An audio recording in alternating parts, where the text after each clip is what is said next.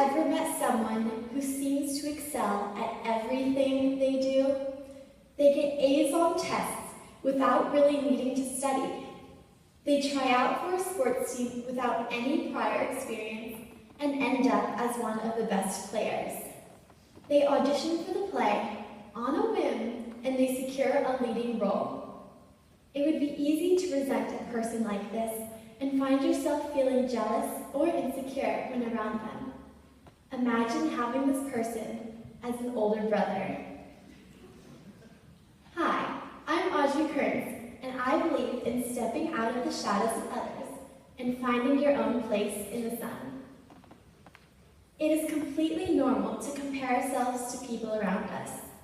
However, if we are always looking at the achievements of others and not focusing on our own strengths, it will prevent us from reaching our highest potential. Instead of thinking about all the ways we are not as good as someone else, we need to look at all the reasons why we are special and remarkable in our own way.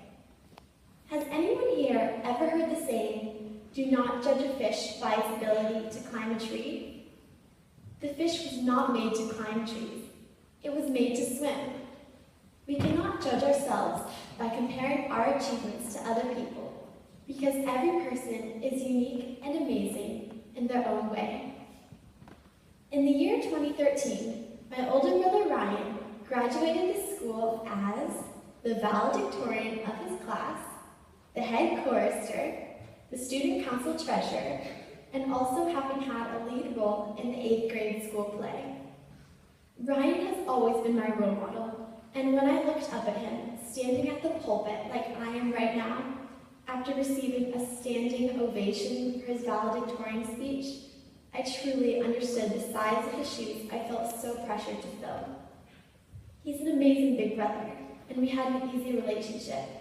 Maybe that's why I didn't realize how much I looked up to him until I started the high school application process. Ryan is now a junior at Lick Wilmerding, a highly selective school in the city. I watched him shadow, apply, and even receive his high school acceptance letters, realizing that soon it would be my turn to do the same thing.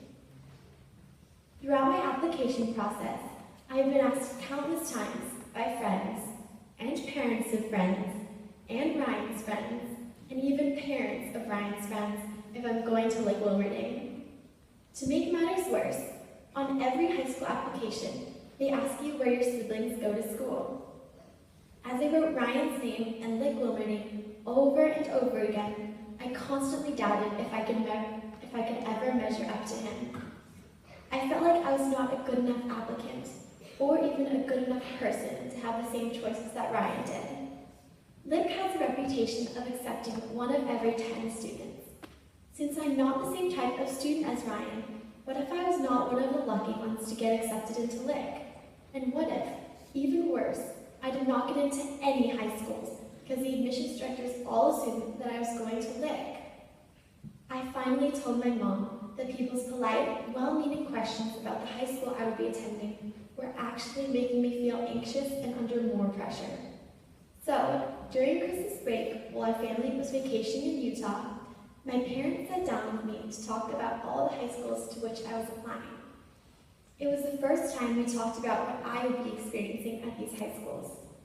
And if I did attend Lick, my parents tried to explain to me that my Lick experience may be very different from Ryan's.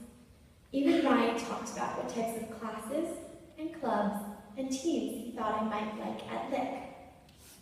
It helped to hear their perspectives and comforting words. However, I still had many long nights trying to fall asleep, and many discussions with my advisor, Mr. Robinson.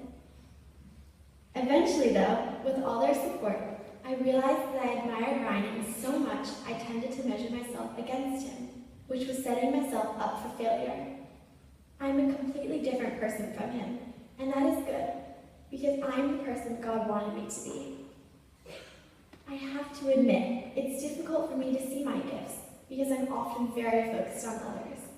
It feels like pride or arrogance to stop and consider what I'm really good at. Maybe some of you can relate to this.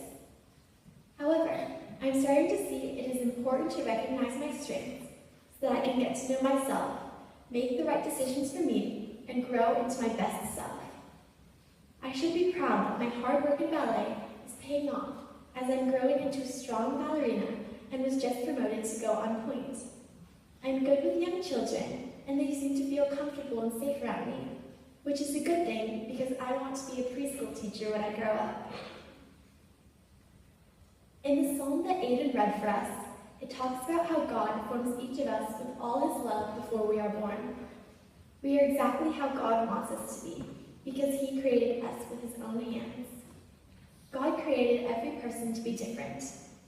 I've learned that although I may not be exactly like my brother, I'm exactly the way God wants me to be. Everything that God creates is wonderful, and God would not have put us onto this earth if he didn't think we could do great things. He may have created Ryan to study neuroscience and one day help cure brain cancer. He may want my sister Charlotte to entertain people from the stage with her big smile and her strong singing voice. And my other sister, Ellie, is who God wants to defy gravity as she flips on the gymnastics beam and bars. My siblings and I are all members of the same family, and yet God created all of us to be different. If everyone liked the same things and was good at the same things, the world would be a very boring place. I still do not know where I'm going to high school. I applied to Lick, and if I'm accepted, I might attend. However, my experience at Lick will be different from my brother's experience because we are different people. I will cast my own shadows regardless of where I go to high school, not stand behind him. I hope that all of you can learn to embrace the ways in which you are different from others, even your siblings and family members. Surprisingly, after writing this travel talk, I started to wonder if my younger sisters feel as if they have to fill my shoes after I graduate.